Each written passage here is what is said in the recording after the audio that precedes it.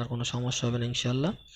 তো নাটগুলোকে এক এক করে আমি সুন্দরভাবে লাগাবো। আর নাট লাগানোর ক্ষেত্রে সকল টেকনিশিয়ান ভাইয়েরা একটা জিনিস মাথায় রাখবেন যে যখন আপনারা নাট লাগাবেন তখন ছোটো নাটের জায়গায় বড় নাট লাগাবেন না। যদি ছোটো নাটের জায়গায় যদি বড় নাট লাগান তাহলে ওই ক্ষেত্রে কিন্তু আপনারা সমস্যায় পড়তে পারেন। তো সেগুলো কিন্তু মাথায় রেখে আপনাদের কাজ করতে হবে।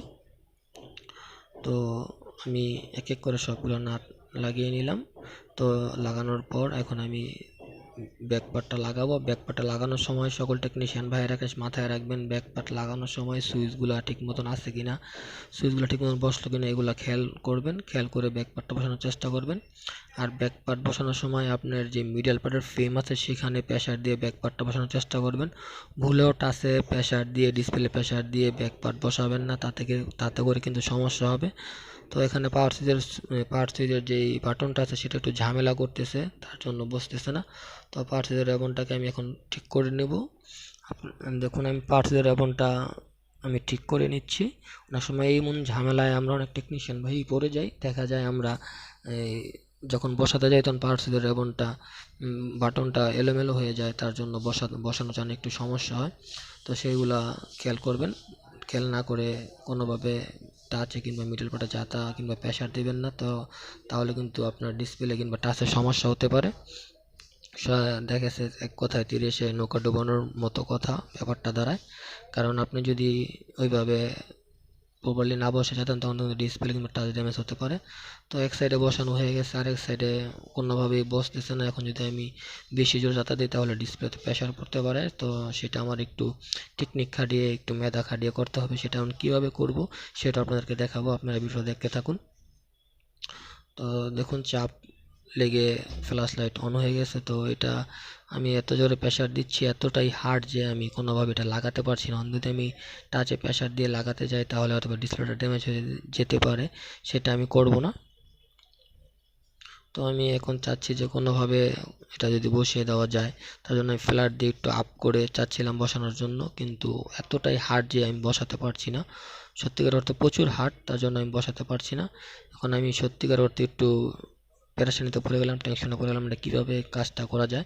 তো হঠাৎ করে মাথায় একটা বুদ্ধি আসলো, যেই বেসটির কারণে মানে যেই গাঁটটির কারণে এটা প্রপারলি বসতেছে না, সেটা যদি একটু চেঁচে কিংবা কেটে সমান করে দেওয়া যায় তাহলে হয়তো বা এতটা সমস্যা হবে না, বসে যাবে।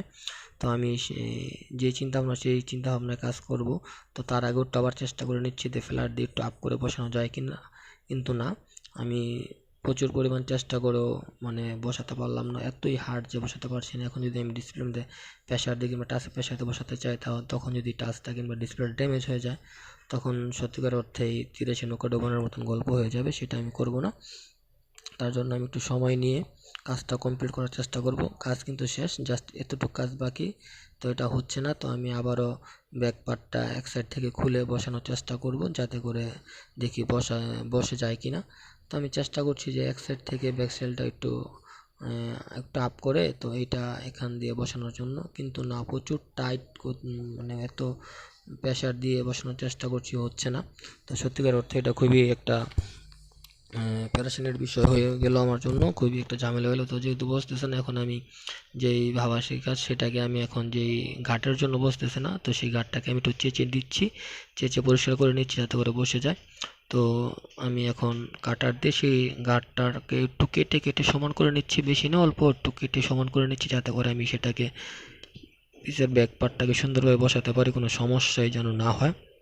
কারণ আমি বেশি প্রেসার দিয়ে বসাতে গেলে টাচটা ড্যামেজ হয়ে যেতে পারে, সেটা আমি করবো না। 30-এ নৌকা ডোবানোর মতন কাজ আমি করতে চাই না, তার জন্য আমি বিকল্প ব্যবস্থা বেছে নিলাম।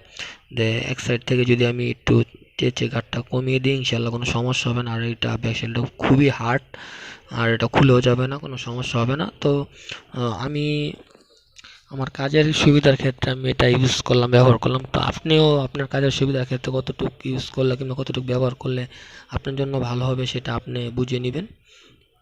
তো সেই ব্যাপারে আমি কথা বলতে চাই না আপনার, কারণ সব কাজের বিষয়টা সবইটা এক হয় না। তো এখন দেখুন মোটামুটি বসে গেছে ইনশাআল্লাহ, কোনো সমস্যা ছাড়াই, কোনো ঝামেলা ছাড়াই। তো প্রপারলি আমি আমার টেকনিক খাটিয়ে একটু নলেজ খাটিয়ে আমি কাজটা করেছি। আপনিও আপনার নলেজ খাটিয়ে একটু টেকনিক খাটিয়ে কাজটা আপনার জন্য কীভাবে করতে সুবিধা হয় সেটা আপনি দেখে বুঝে করে নেবেন ইনশাআল্লাহ, কোনো যেভাবে ভালো হয়। তো এখন আমি আপনাদের দেখাচ্ছি টাচ বাটন কোনো সমস্যা নেই, সব কিছু ঠিকঠাক আছে। এখানেও মোটামুটি ফিটিং সুন্দর হয়েছে, কোনো জায়গায় কোনো গ্যাপ কিংবা ফাঁকা দেখতে পাচ্ছি না। এখানে একটু ঝামেলা মনে হচ্ছে, তো এটা কোনো সমস্যা না। তো এখন আমি সিম ট্রেটা লাগিয়ে নিলাম, সিম ট্রেটা সুন্দরভাবে বসে গেছে, ইনশাল্লাহ কোনো সমস্যাই হয় নাই। তো আমি বারে বারে আবার একটু চেক করে নিয়েছি কোনো আলো দেখা যাচ্ছে কিনা, কিংবা কোনো জায়গাতে একটু বেশি ফাঁকা আছে কিনা। তো সব কিছু ঠিকঠাক আছে। তো হালকা পাতলা গাম একটু বেরিয়ে আছে, টাচের গাম, তো সেটাকে আমি একটু পরিষ্কার করে নিচ্ছি হাত দিয়ে, আপনারা দেখতে পাচ্ছেন। তো মোটামুটি পরিষ্কার হয়ে গেছে, তারপরও আমি একটু ভালোভাবে পরিষ্কার করে দিচ্ছি, কারণ এখন এটার মধ্যে প্রোডাক্টও লাগাবো না, আর কাস্টমার লাগাতে চাইবেন আমি জানি, হয়তো বা কোনো কারণে।